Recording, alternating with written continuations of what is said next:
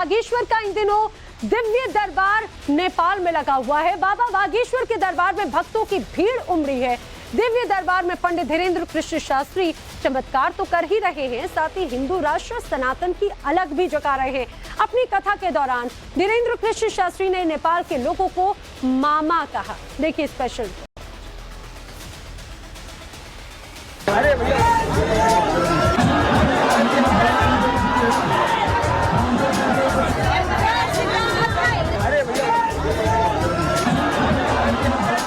पर सनातनीय हिंदुओं को जगाते ही रहेंगे। अब नेपाल में भूत विद्या प्रेत विद्या नहीं चलेगी, अब बजरंग बली ही चलेंगे। हिंदुस्तान के नए पोस्टर बॉय और चमत्कारों से करोड़ों लोगों का दिल जीतने वाले बाबा बागेश्वर आजकल नेपाल में बाबा का दिव्य दरबार सजा है। हनुमान जी संकट मोचन है। जो भी हनुमान जी के चरणों में जुड़ता है, राम नाम का जप करता है, पर्चा बने या ना बने, बागेश्वर बालाजी की ऐसी कृपा है कि उसका काम सफल हो जाता है। रोग में, संकट में, व्याधि में, पीड़ा में आराम तो लगने ही लगेगा, बागेश्वर बालाजी की कृपा भी हो जाएगी। बाबा को देखने और उनसे मिलने का क्रेज जिस तरह भारत में देखा जाता है, बिल्कुल उसी तरह नेपाल में भी देखने को मिल रहा है। जगह अलग है, देश अलग है, लेकिन बाबा के भक्तों का सैलाब वैसा ही है जैसा हिंदुस्तान में देखने को मिलता है। अच्छा, ठटरी कौन कौन जानता है? अच्छा, तुम लोग ठटरी जानते हो? अरे मान लिया तो हमको तो लग रहा है कि हम भारत में ही बैठे हैं। सच बताएं, नेपाल आकर के हमको बहुत आनंद आ रहा है। अब हम नेपाल आते ही रहेंगे और यहां पर सनातनीय हिंदुओं को जगाते ही रहेंगे। नेपाल में बाबा के दरबार में लोगों का हुजूम उमड़ा है। नेपाल में बाबा की कथा सुनने के लिए इतनी भीड़ है कि शायद बाबा बागेश्वर ने भी इतनी कल्पना नहीं की होगी। लोग बाबा की एक झलक पाने को बेताब है। हर किसी के मुंह से जय श्री राम के नारे लग रहे हैं। भगवान की लीला भगवान जाने। शाश्वत धाम के जिस प्रांगण में बैठे, इस शाश्वत धाम की सनातन संस्कृति के प्रचार के लिए पूरे विश्व में स्थापना कराने वाले श्री विनोद चौधरी जी, उनके सुपुत्र बागेश्वर धाम गए।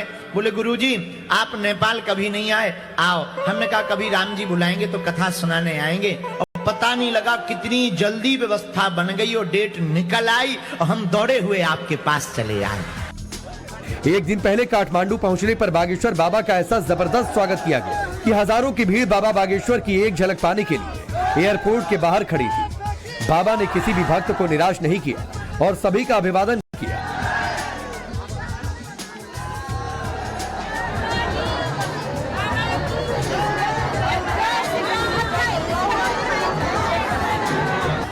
काठमांडू पहुंचने पर बाबा बागेश्वर पशुपतिनाथ मंदिर भी पहुंचे। यहां उन्होंने भगवान शिव के दर्शन और पूजन किया। जब बाबा का दिव्य दरबार लगा, दरबार में गूंज भी हिंदू राष्ट्र की सुनाई दी। बाबा ने सनातन का झंडा यहां भी बुलंद किया। पूरा दरबार रामकथा में लीन था। हजारों की मौजूदगी थी। बाबा धीरेन्द्र शास्त्री ने सबसे पहले सामूहिक अर्जी के लिए प्रार्थना की।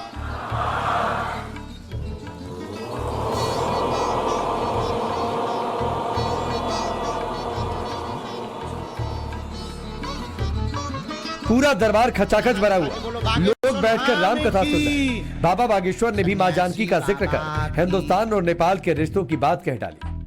प्रभु श्री राम हमारे पिता हैं और माता जानकी का मायका नेपाल है, तो नेपाल हमारे ममाना का घर हो गया। यहां जितने नेपाल के बासी बैठे तो कोई हमारे मामा जी लग रहे, कोई मामी,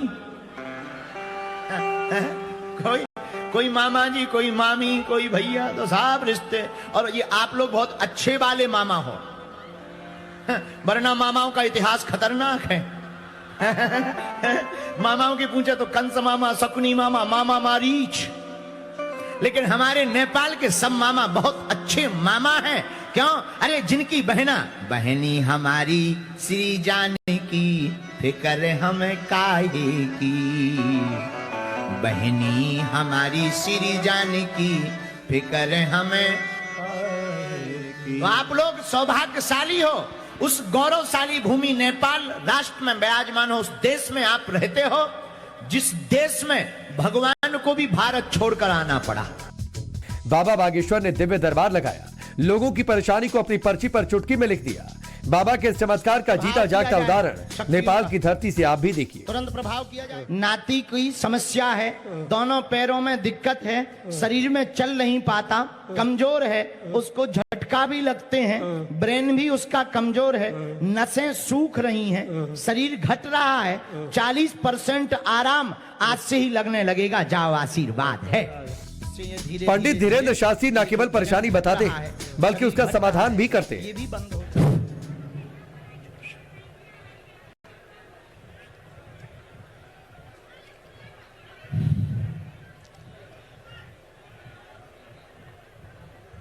पैरों में प्रभाव किया जाए, पैरों में प्रभाव किया। ये मंत्र है, इसी से रोज बोलकर इनके शरीर में जो धूप हम भभूति देंगे उसकी मालिश करना है।